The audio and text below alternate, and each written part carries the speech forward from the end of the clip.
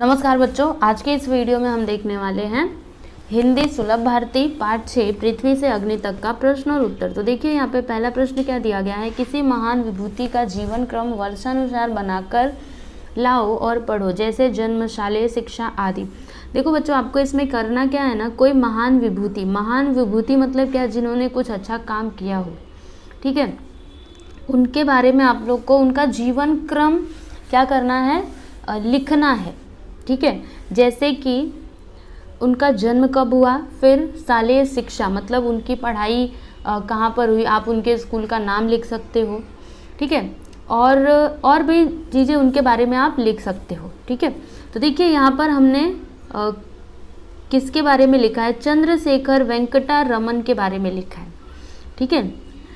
इनका जन्म हुआ था 7 नवंबर 1888 को। जन्म स्थान क्या है, तिरुचिरापल्ली, तमिलनाडु। शालेय शिक्षा की बात करें अगर हम इनकी, तो देखिए क्या लिखा हुआ है यहाँ पे कि चंद्रशेखर ने Visakhapatnam Saint Aloysius Anglo Indian high school से शिक्षा ग्रहण की थी। उन्होंने मात्र 11 वर्ष की आयु में उच्चतर माध्यमिक की पढ़ाई पूरी की तथा 13 वर्ष की आयु में FA की परीक्षा छात्रवृत्ति के साथ पास की। 1904 में मद्रास के प्रेसिडेंसी कॉलेज से BA की डिग्री हासिल की तथा 1906 में भौतिक विज्ञान में MA की डिग्री हासिल की। कार्य क्षेत्र इनका क्या रहा, तो भौतिक विज्ञान, ठीक है। तो कोई ज़रूरी नहीं है कि आपको ये चंद्रशेखर वेंकटा रामन के बारे में ही लिखना है, आप चाहो तो कोई और महान विभूति, ठीक है, जो भी आपको अच्छे लगते हो आप उनके बारे में लिख सकते हैं। अब अगला यहाँ पे देखेंगे तो क्वेश्चन क्या है कि अंतर्जाल से पद्म भूषण से विभूषित विभूतियों की जानकारी संकलन करके सुनाओ। देखो बच्चों, आपको करना क्या है, इंटरनेट से जो भी पद्म विभूषित विभूतियाँ हैं, मतलब जिनको ये सम्मान मिला हुआ है, ठीक है, उनके बारे में आपको जानकारी इकट्ठा करना है, ठीक है। जैसे यहाँ पे देखो मैंने पूरा लिखा हुआ एकदम अच्छे से सबके बारे में।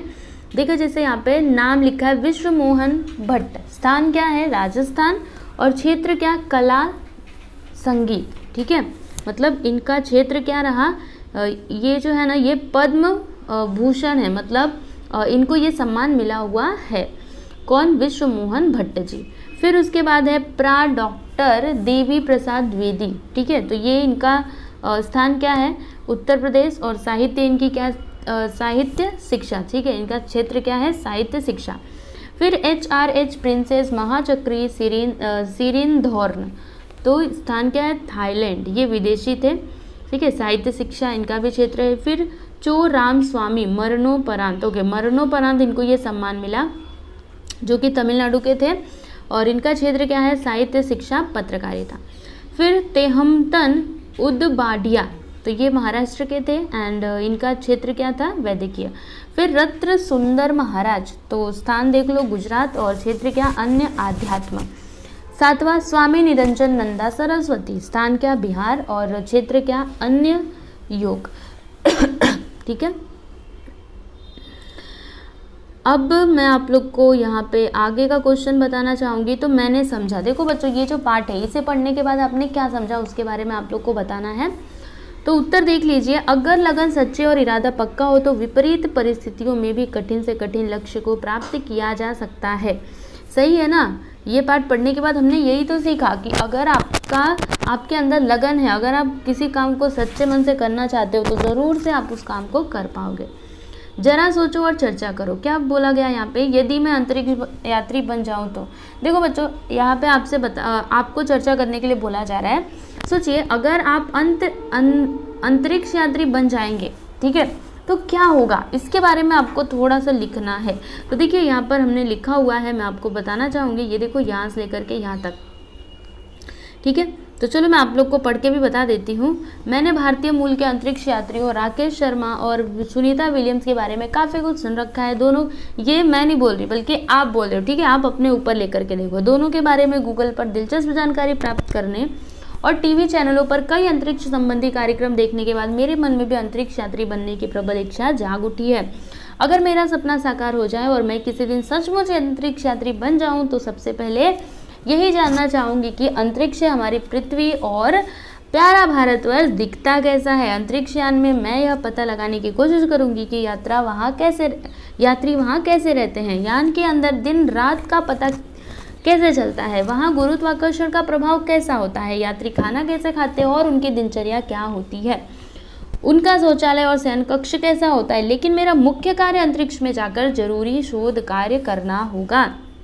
उदाहरण के तौर पर अपने देश के लिए मौसम विज्ञान से संबंधित जानकारी जुटाना, ताकि प्राकृतिक आपदाओं की समय से पहले सटीक भविष्यवाणी की जा सके। मेरा प्रयास होगा कि पृथ्वी के पड़ोसी ग्रहों के बारे में और पास जाकर सही जानकारी जुटाई जाए, ताकि वहां जल और जीवन की संभावनाएं तलाशी जा सकें।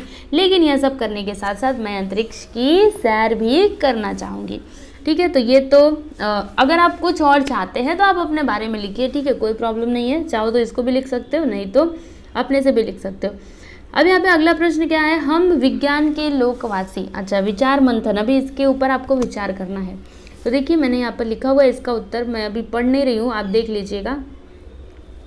यहाँ से यहाँ तक आप लोग को लिखना है, फिर ये भी लिखना है। हम विज्ञान लोक के वासी, हमें मिटानी है धरती से भूख प्यास दुख दर्द उदासी, हम विज्ञान लोक के वासी। चलिए, ये तो आपने देख लिया ना। अब अगला देखेंगे, यहाँ पे अगला प्रश्न क्या है? मेरी कलम से, क्या दिया इसमें? दिए गए मुद्दों के आधार पर कहानी लिखो। देखो बच्चों, यहाँ पे ना मुद्दे दिए गए हैं जिनके आधार पर आप लोगों को क्या लिखनी है? कहानी लिखनी है, समझे? तो देखिए मैंने यहाँ पर कहानी लिखी हुई है। मुद्दा मैं पहले आपको समझा दूँ। देखो, जब भी ऐसा परीक्षा में आता है ना लिखने के लिए, तो सबसे पहले आप लोग समझने का, देखो यहाँ पे वही कहानी दी रहती है ना जो पहले कहीं ना कहीं आपने सुनी हो। ठीक है, कभी छोटी क्लास में सुनी होगी, या फिर आपको किसी ना किसी ने तो सुनाया होगा।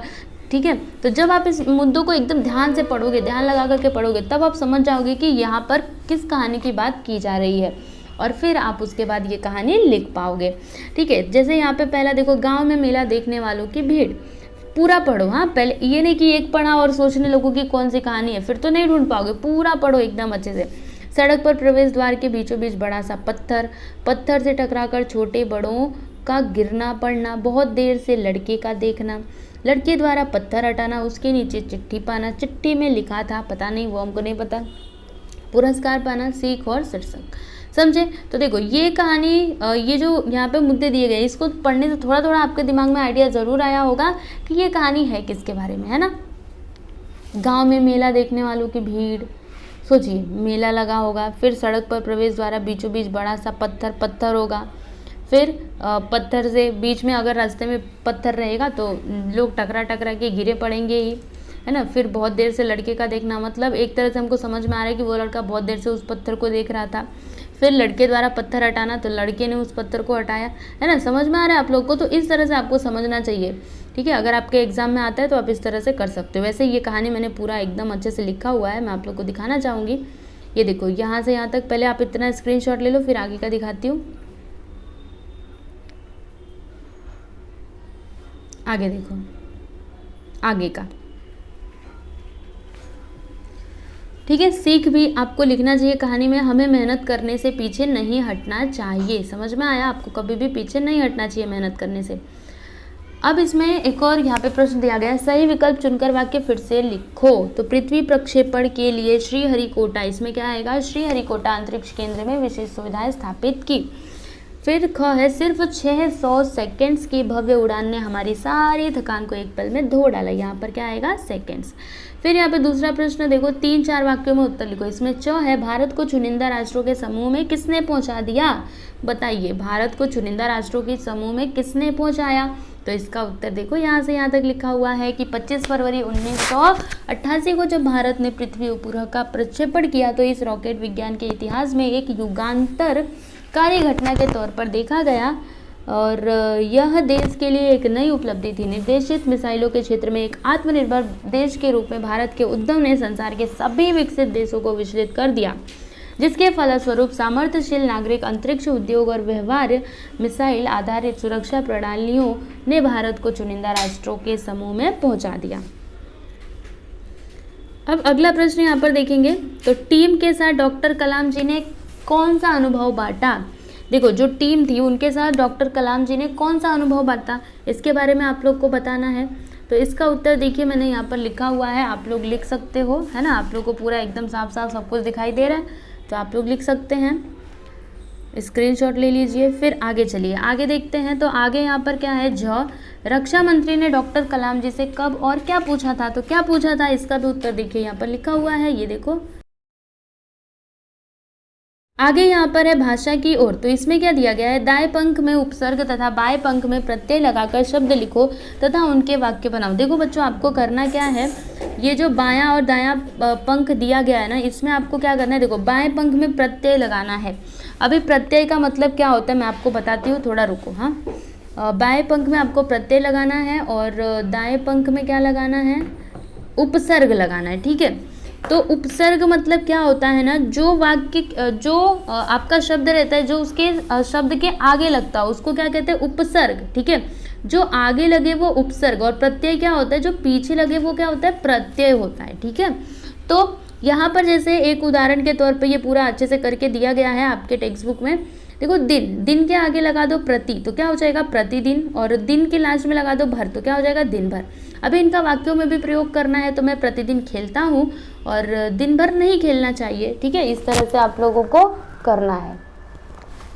ठीक है, उसके बाद यहाँ पे मैं अगला दिखाना चाहूँगी आप लोग को। यहाँ पे क्या है, नम्र। ठीक है, तो नम्र में आप उपसर्ग लगा सकते हैं वी। ठीक है, जैसे विनम्र हो जाएगा। और इसका वाक्य भी हमने लिखा हुआ है, मैं आप लोग को दिखाना चाहूँगी। देखो यहाँ पे क्या लिखा हुआ है, महापुरुषों की एक बड़ी विशेषता यह है कि वे विनम्र होते हैं। ठीक है, प्रत्यय लगाना है तो नम्र के लास्ट में कुछ लगा दीजिए, तो क्या हो जाएगा, नम्रता। हमें सभी से नम्रता से बात करनी चाहिए। ठीक है, इस तरीके से आप लोग को करना है। फिर यहाँ पे अगला है डर। ठीक है, तो उपसर्ग में मतलब इस वाले पंख में क्या लिखोगे, निडर, और इस वाले पंख में डरपोक। ठीक है, माया निडर है, विजय बहुत डरपोक है। फिर उसके बाद जल की बात करेंगे, तो उपसर्ग लगाओगे तो क्या हो जाएगा, सजल। माँ को वर्षों बाद देखकर रूपाली की आंखें सजल हो गई। ठीक है, फिर उसके बाद क्या है, प्रत्यय लगाना है, तो जल में चर लगा दो, क्या हो जाएगा, जलचर। तो मछली क्या है, एक जलचर प्राणी है। उसके बाद यहाँ पे क्या है, साहस। साहस, तो इसके उपसर्ग क्या होगा, उपसर्ग लगाएंगे, दुस्साहस हो जाएगा। फिर पाकिस्तानी सैनिकों ने जब सीमा का उल्लंघन करने का दुस्साहस किया तब भारतीय सैनिकों ने उनका मुंह तोड़ जवाब दिया। फिर यहाँ पे प्रत्यय की बात करेंगे, तो साहसी सम्राट अशोक बहुत ही साहसी पुरुष थे। ठीक है, इस तरीके से आप लोग लिख सकते हो। फिर लास्ट वाला क्या है, सत्य। तो आगे लगा दिया, तो आगे हमने अ लगा दिया, तो क्या हो गया, असत्य। हमें जीवन में कभी भी असत्य का मार्ग नहीं अपनाना चाहिए। ये है वाक्य। ठीक है, प्रत्यय, तो देखो लास्ट में इसके वान लगा दिया, वान, तो क्या हो गया, सत्यवान। जो व्यक्ति जीवन में जितना सत्यवान होता है, मतलब हमेशा सत्य बोलता है, कभी भी झूठ नहीं बोलता, उसका सिर समाज में उतना ही ऊंचा रहता है। ठीक है, तो इस तरह से हमने इस पाठ का प्रश्न और उत्तर समाप्त कर लिया। और मुझे ऐसा लग रहा है कि आप लोग को इस वीडियो से हेल्प मिली होगी। तो बच्चों, अगर आपको ये वीडियो अच्छा लगे तो लाइक करना, शेयर करना।